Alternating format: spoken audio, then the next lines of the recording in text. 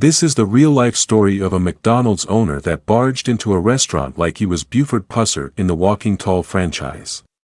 Coming to America is a 1989 comedy film starring Eddie Murphy, an African prince that ends up with a job at a fast food restaurant in Queens, New York. The owner, Mr. McDowell, names his restaurant McDowell's, an intentional play-off of the McDonald's chain, and the script had a joke that McDowell reads the McDonald's management handbook for ideas.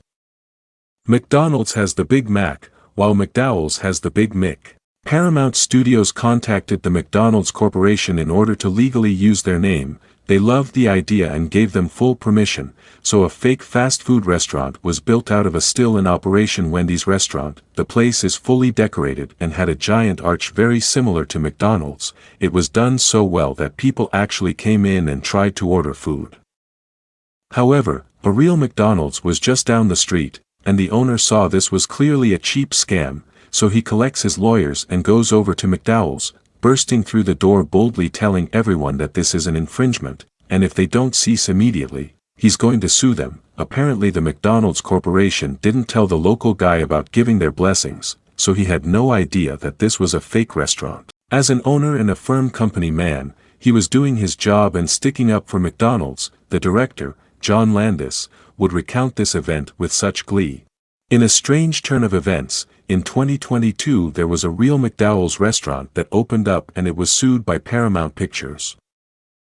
Let's look at some other times that a fake scenario became real. In the European magazine Melody Maker, there was a fake obituary for Alice Cooper, but it was meant to be a review of Alice's concert stage show. The writer made the creative choice to write it out like an obituary.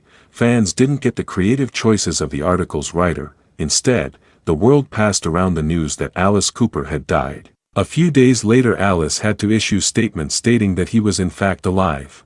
There was an outbreak of tigers in Vancouver. Cops began to get calls reporting a wild tiger lurking around the area. The whole thing started over a realistic-looking fake tiger that was planted on top of an SUV. Connor Zuvich came across this giant stuffed tiger among some trash bags that were dumped, saying that it looked so cool. He tied it to the top of his vehicle, then went out for a cruise around Lake Lackamas.